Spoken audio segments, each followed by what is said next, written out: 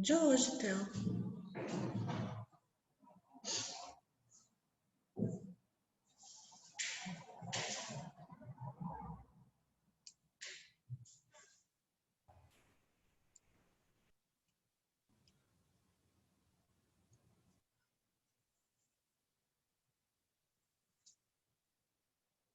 Bom dia, quanto tempo?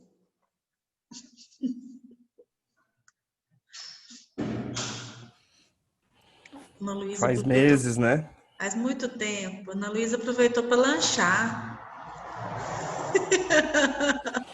Eu tentei de fazer um cafezinho hoje, tô aqui zumbizando. Ah, mas esses minutinhos que eu dei não dava tempo de você fazer um cafezinho, não, para Não nós? dava não, tava anotando as coisas aqui que eu precisava lembrar pra mais tarde. Entendi. Que eu sou desses, eu tenho que anotar tudo, senão eu esqueço. Às vezes eu anoto na mão e aí eu olho pra anotação, às vezes eu faço, sei lá, só um tracinho assim, né? Que eu tenho que lembrar de alguma coisa, eu fico olhando, gente, por que que eu risquei a mão aqui? O que que eu tenho que fazer? E aí acaba que eu não faço porque eu esqueço.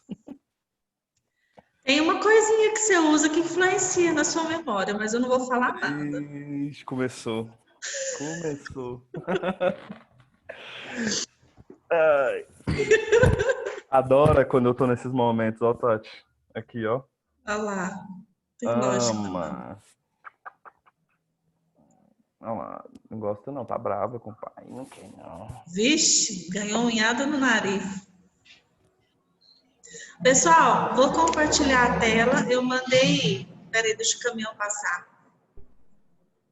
Eu mandei os slides que eu vou usar agora, estão no Liceu, tá bom? Mas aí eu vou compartilhar a tela para mostrar para vocês e todo mundo assistir. Não é assim, Tatiana. É assim. Assim.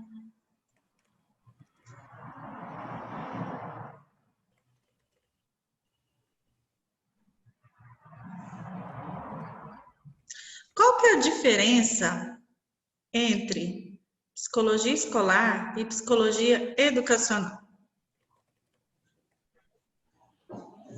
Nossa disciplina se chama Estágio Básico em Psicologia Escolar e Educacional. Então, eu quero saber se vocês sabem qual que é a diferença entre psicologia escolar e psicologia educacional. Professora, a gente estava lendo um artigo que a professora Joyce passou para a aula de hoje, Ah, e nesse artigo fala um pouco, assim, eu estava meio dormindo quando eu li, então talvez eu fale alguma coisa errada, mas eu vou falar o que eu entendi. tá. Eu entendi que a psicologia educacional, ela é mais voltada para o campo de estudo teórico do que envolve os temas da psicologia escolar. Então, é relacionada às pesquisas, ao desenvolvimento pedagógico, enquanto a psicologia escolar, ela é mais relacionada à aplicação prática das teorias, né? Exatamente, é isso mesmo. Deixa eu clicar aqui em algum lugar para fazer esse trem aqui andar. Aqui. As duas estão muito interligadas, mas elas não são a mesma coisa. Primeira coisa que a gente tem que conversar, né? Que elas são relacionadas, mas que elas não são reduzidas uma à outra. Eu arrisco dizer que uma engloba a outra, que a psicologia educacional ela é uma grande área e a psicologia escolar está inserida nessa grande área. Mas a diferença básica, Ana Luísa, você falou com propriedade. Ah, achei a setinha. A psicologia escolar, ela é o campo de atuação do profissional. Realmente, ela está... Gente, o povo não para de chegar, que beleza, mas aí eu tenho que ficar toda hora parando aqui e admitindo as pessoas. A psicologia escolar é a área de atuação do profissional, enquanto que a área educacional, a psicologia educacional, é a área de conhecimento. Então, toda vez que fala de pesquisa, a gente pensa na psicologia educacional. E quando fala de psicologia escolar, a gente deve pensar na área de atuação desse profissional. É onde ele está inserido mesmo. E uma coisa que eu não sei se ficou clara, inclusive aqui nas nossas aulas de estágio até agora, é que toda vez que a gente fala psicologia escolar, a gente pode pensar só na escola. E escola para nós, a tradução de school é escola mesmo, é bem assim, a gente pensa em criança, não é? Todo mundo pensou de aluno, criança. Mas a psicologia escolar, ela abrange qualquer instituição de ensino, ou seja, até o ensino superior, inclusive, tá? Então, pode existir a atuação do psicólogo escolar dentro de uma faculdade, por que não? Ele pode atuar fazendo as orientações, fazendo o trabalho macro que um psicólogo escolar faz dentro de uma instituição de ensino superior. Pode existir um psicólogo escolar atuando dentro de uma escola especial, como a PAI, né, de ensino para crianças especiais, com necessidades especiais. Pode existir dentro de uma escola de música, dentro de uma escola de línguas, um centro de formação. Então, tudo que abrange ensino, onde estiver o fenômeno ensino, existe também o foco da psicologia escolar, que é intervir nesse espaço aí, que existe alguém que ensina, alguém que aprende, o ambiente em si, a instituição que toma conta de tudo. Então, a psicologia escolar, ela pode ser reconhecida também nesses outros ambientes. Vou passar isso aqui para frente. Então, por quê? Porque a escola, ela não é só, quando a gente fala escola, todo mundo aqui no Brasil pensa na escolinha, né? A escolinha bonitinha, coloridinha, que as crianças estão entrando com a lancheirinha pendurada. E a escola era muito mais do que isso. Ela deve ser observada pelo psicólogo escolar como uma instituição. Essa instituição, ela tem necessidades e ela também atende necessidades da sociedade. A sociedade precisa de um lugar para levar seu filho para aprender, alguém que ensina para ele. Eu, falando da pandemia de novo, né, que a gente já estava falando no outro horário, o exemplo que o Anderson e que o Cássio deram a respeito de problemas relacionados ao mundo agora na época da pandemia. Eu convivo com algumas mães que estão tendo muita dificuldade em ensinar os seus filhos em casa. Eu tenho um grupo de mães que eu participo, porque meu filho é estudante, ele é aluno, né? E eles têm as lives, têm aulas síncronas como vocês, e depois tem que fazer as atividades. E aí as mães vão para o grupo. Eu não lembro quando que eu fiz isso, não. E a live foi só meia horinha. E aí agora o menino assiste uma live de meia horinha, tem que fazer 7 páginas. Eu tô louca aqui dentro de casa, eu não sei o que eu vou fazer. E tem tanta mãe descabelando, eu fico pensando, gente, a escola, o professor nunca vai ser tão valorizado do que quando voltar tudo. Acho que os pais vão quase beijar os pés dos professores. Vai ser assim, tudo tão maravilhoso, poder perceber a importância do papel da escola, porque às vezes a escola não é valorizada como ela merecia ser, né? E agora, com o distanciamento, a gente vê a falta que faz. Eu não estou enfrentando esse tipo de problema em casa em relação aos estudos, porque o Theo tem muita facilidade, eu tenho conseguido trabalhar com ele nos conteúdos dele. Mas sabe o que ele reclama? Ele reclama solidão, ele reclama que ele está com saudade dos coleguinhas, ele reclama que não é a mesma coisa fazer tarefa sozinho do que fazer a tarefa junto com os amigos. Então ele reclama todos os dias, ele está com muita raiva do Covid.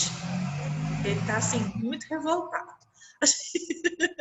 Ele quer muito que esse negócio acabe logo. Mãe, quando é que esse negócio vai acabar logo? Então, a escola, o que eu gostaria que vocês sempre tivessem em mente, se você for atuar como psicólogo escolar, jamais pense que você vai trabalhar só com os alunos, só com os pais dos alunos, só com os professores. A escola, ela é um universo.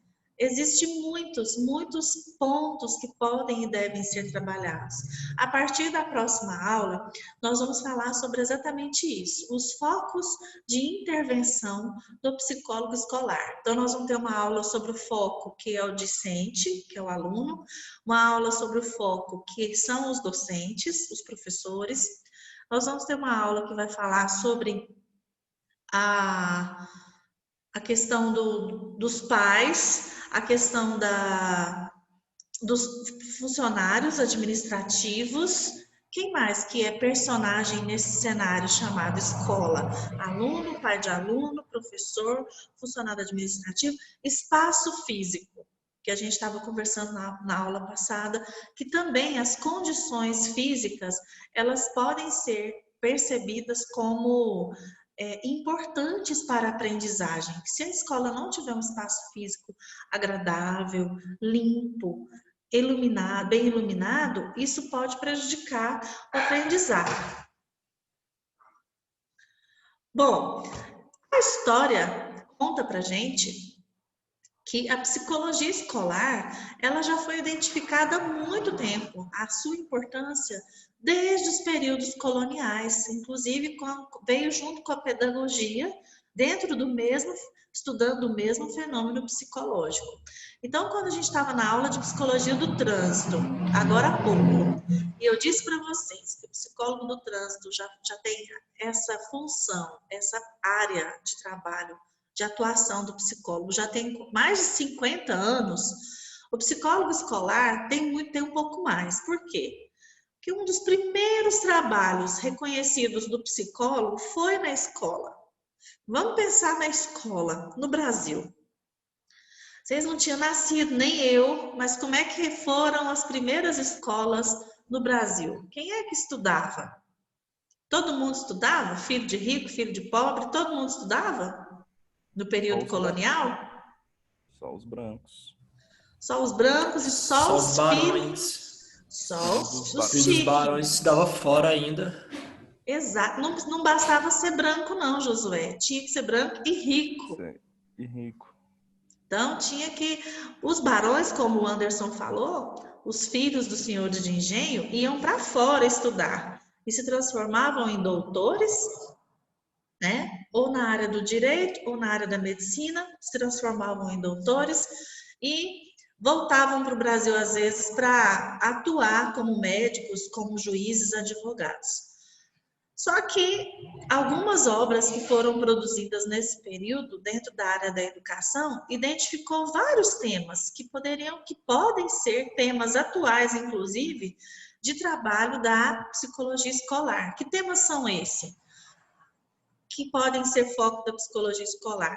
Não é só esse, mas a aprendizagem ou problemas advindos da falta de aprendizagem, questões do desenvolvimento humano, funções da família ou a função da família, motivação, personalidade, a educação no caso dos indígenas na época do período colonial, a educação da mulher, tantos outros temas que foram objetos de estudo e acabaram se tornando campos de ação da psicologia.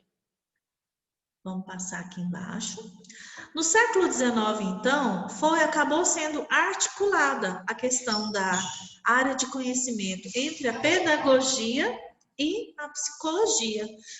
E aí foram criadas as escolas chamadas escolas normais. É tão engraçado falar esse nome, mas vocês que são mais jovens, o que vocês acham que é uma escola normal? É o diferente da escola de doido? É a escola normal? O que é escola normal? Só os novinhos que podem responder. Vocês não sabem?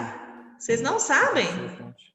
Se eu não me engano, a escola normal era uma escola que você fazia, que tipo assim, que as pessoas, que algumas, pelo menos acho que minha avó fez, e aí depois você podia dar aula, não é isso? Isso! Tipo, no ensino fundamental 1.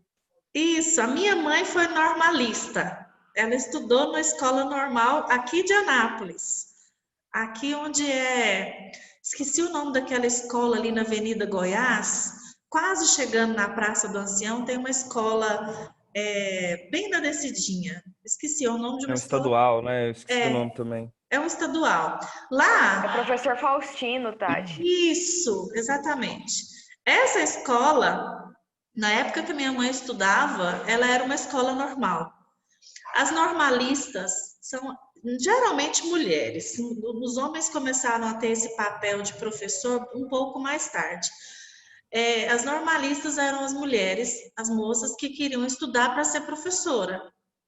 Professora de que série? De ensino fundamental, 1, né? Hoje, para ser escola do ensino fundamental 1, tem que fazer pedagogia. Não basta simplesmente fazer uma escola normal.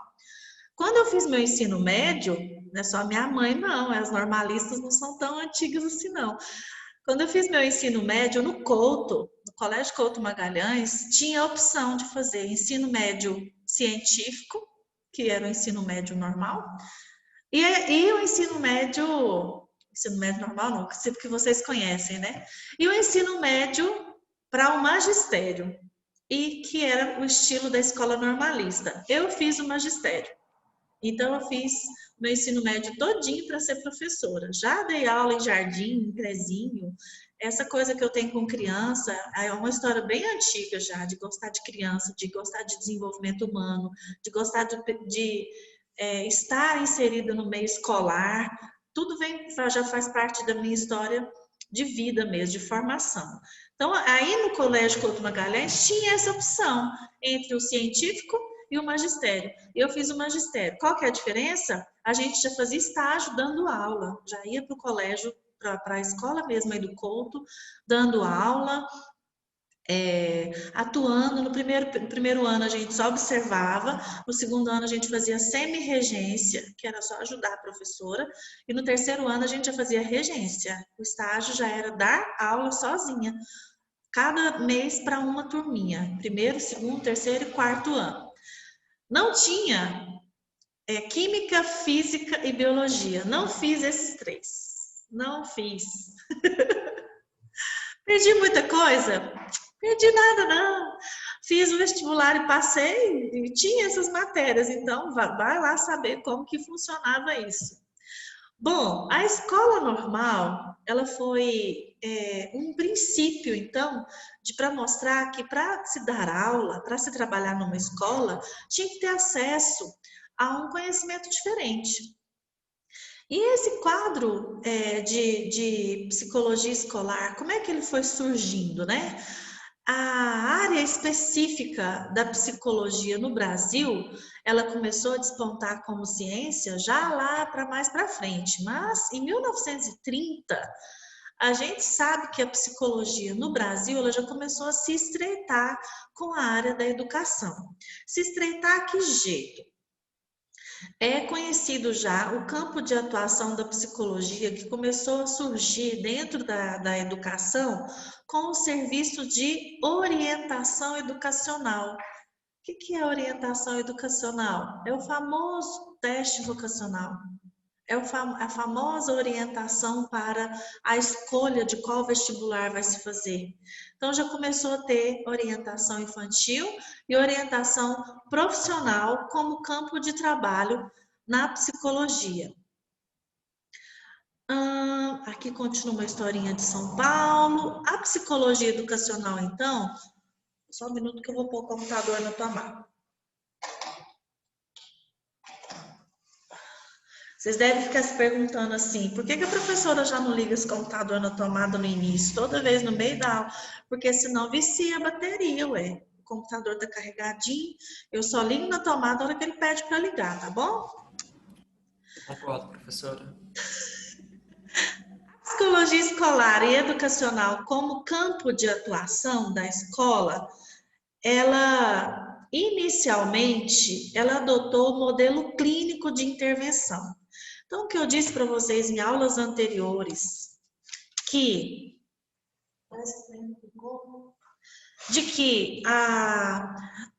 fazer clínica na escola é incorreto, não é o foco principal. Ué, professora, mas eu conheço um profissional assim, que atuou assim. Gente, iniciou realmente com esse modelo clínico.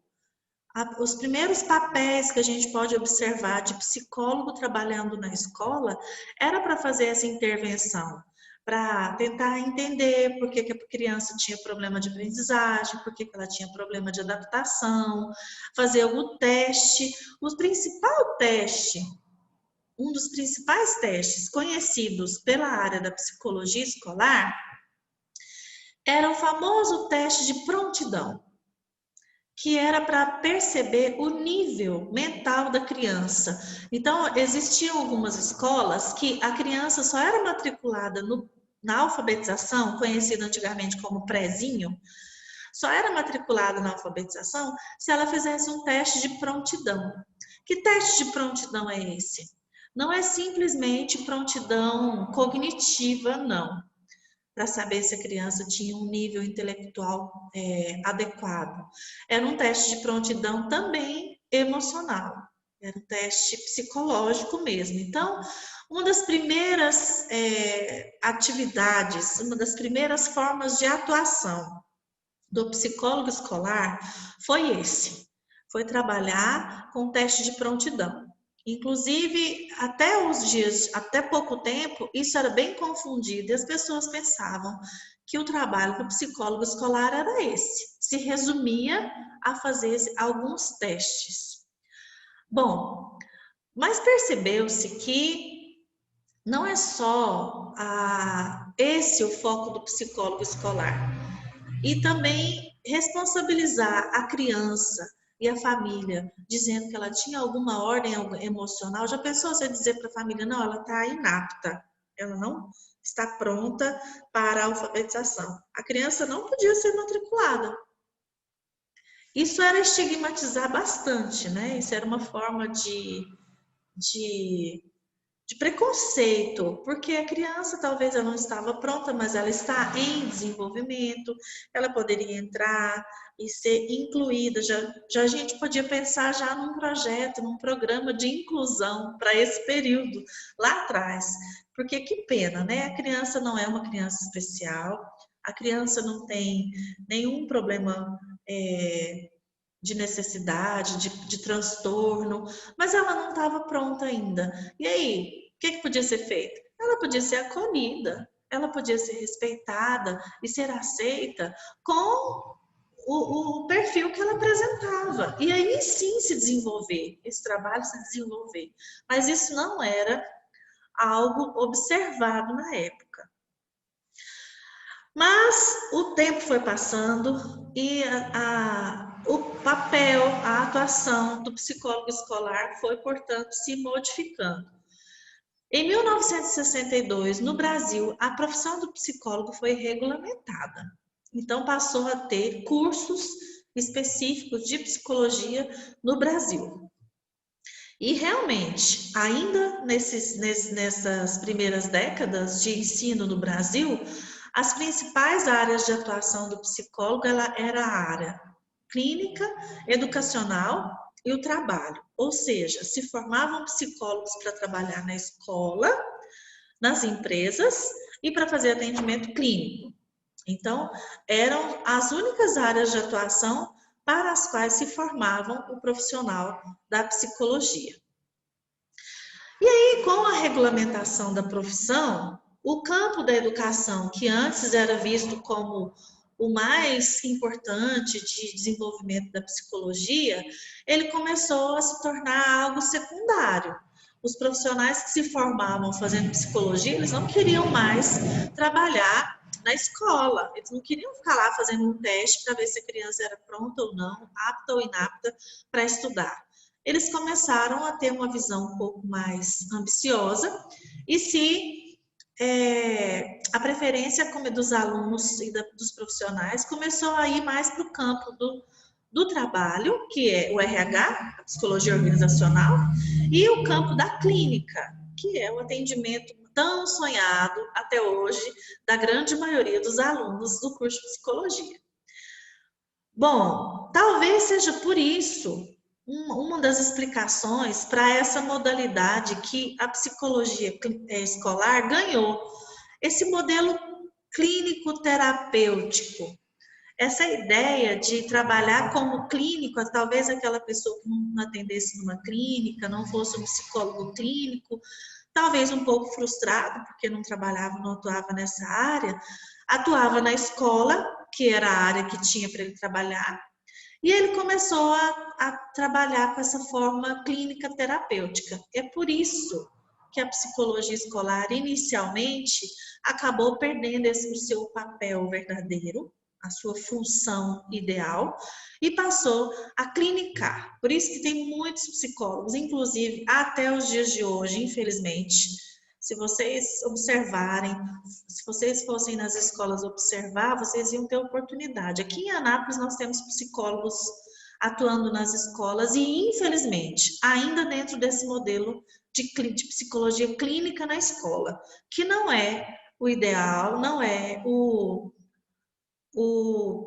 preconizado pela nossa profissão. Então, o conhecimento psicológico, porque ele estava incorporado à pedagogia, à prática dos educadores, os psicólogos escolares acabavam adotando esse modelo clínico terapêutico, fugindo inclusive dos problemas relacionados à sala de aula, começou a focar muito na dimensão individual dos alunos.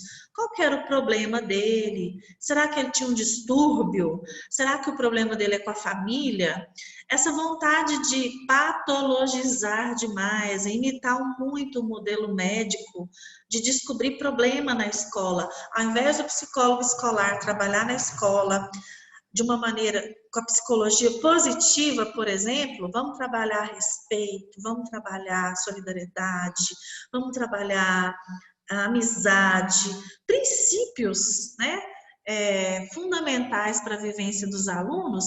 Ao invés do psicólogo atuar de uma maneira positiva, ele veio trabalhar com esse modelo médico de visão no sentido de procurar as patologias, procurar o que tem de errado com esse aluno, por que ele não aprende, qual que é o problema de aprendizagem que ele tem. Vamos aplicar uns testes nesses meninos, vamos ver se eles têm distúrbio de atenção, vamos ver se eles têm dislexia. Era muita vontade de trabalhar com esse modelo médico e por isso o psicólogo escolar acabou tendo desviou um pouquinho da sua função principal. Na década de 70, começou, portanto, a utilizar muitos testes para descobrir quais eram os problemas desses alunos. E a interpretação dos resultados começou a desconsiderar as condições pedagógicas, ou seja, tirar das costas ou da responsabilidade dos educadores as suas responsabilidades, né? E considerou só o problema relacionado ao aluno. E começou a encaminhar o aluno com deficiência para uma tal de educação especial. Gente, quando a gente fala nos dias de hoje de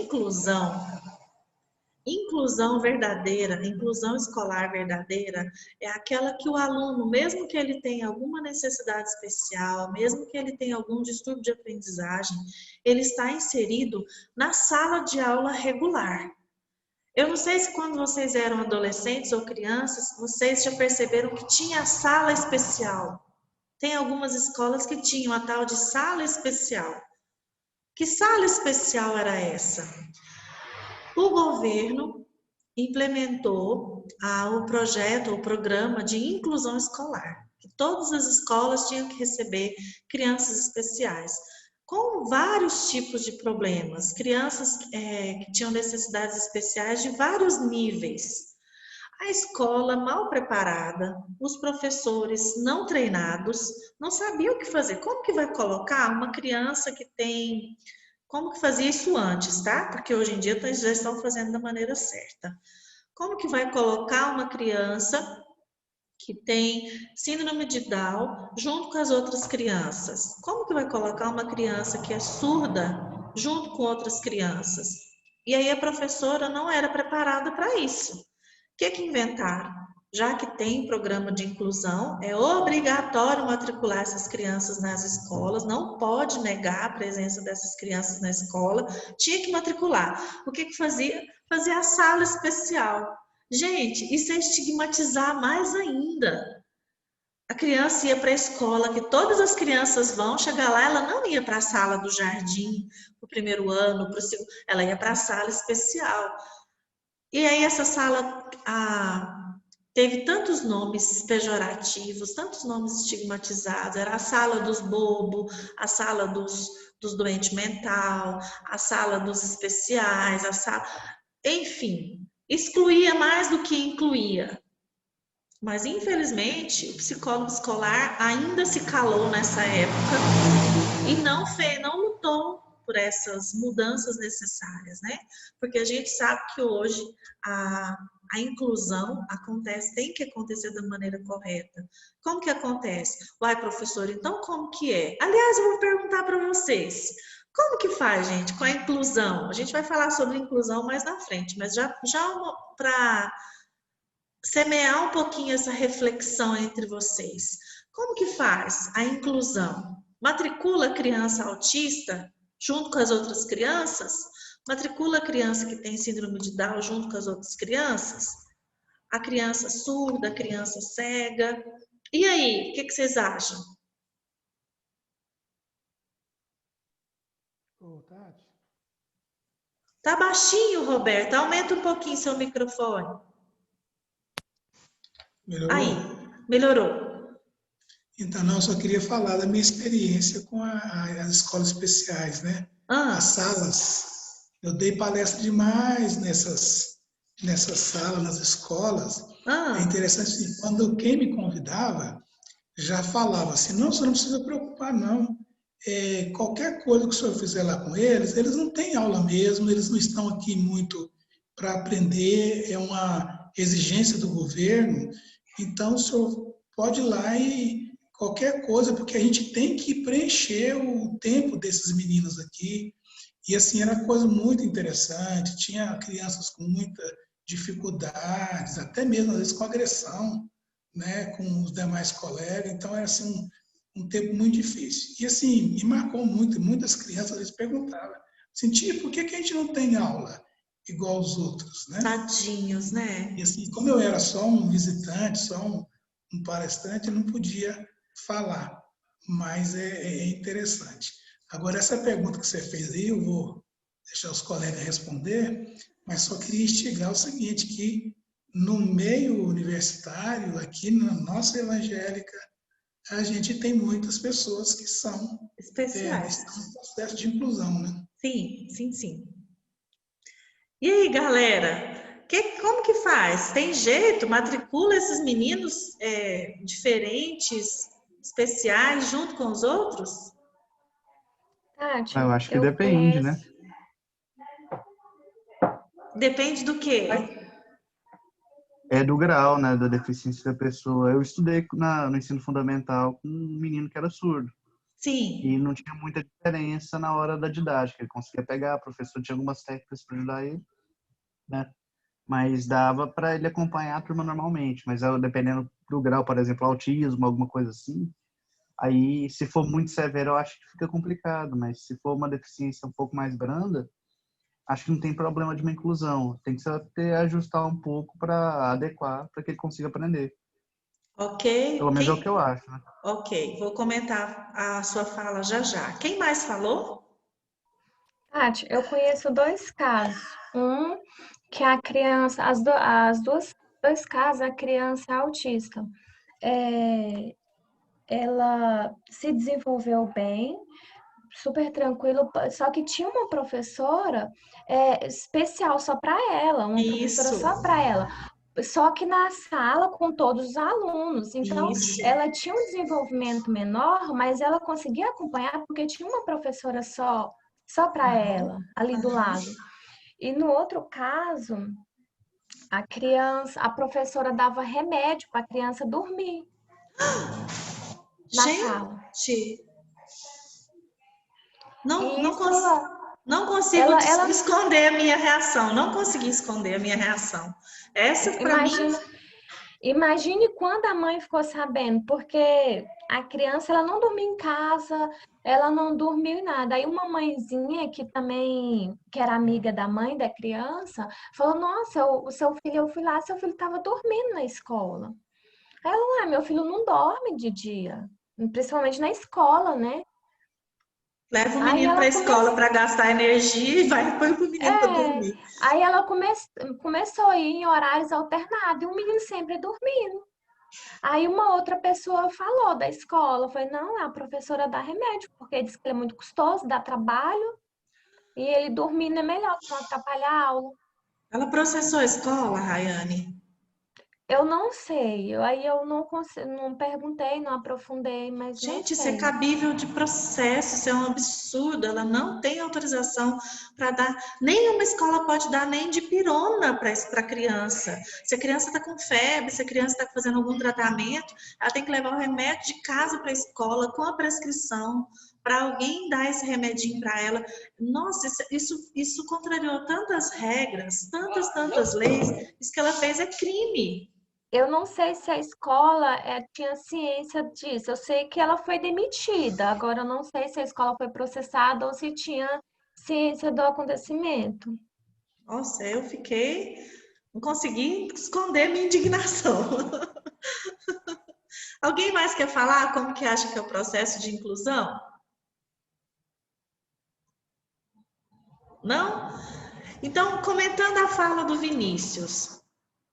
Você tem razão, Vinícius, quando você diz que depende faz-se uma adaptação, uma inclusão, mas dentro do possível, né? Existem crianças, deixa eu começar de novo a frase.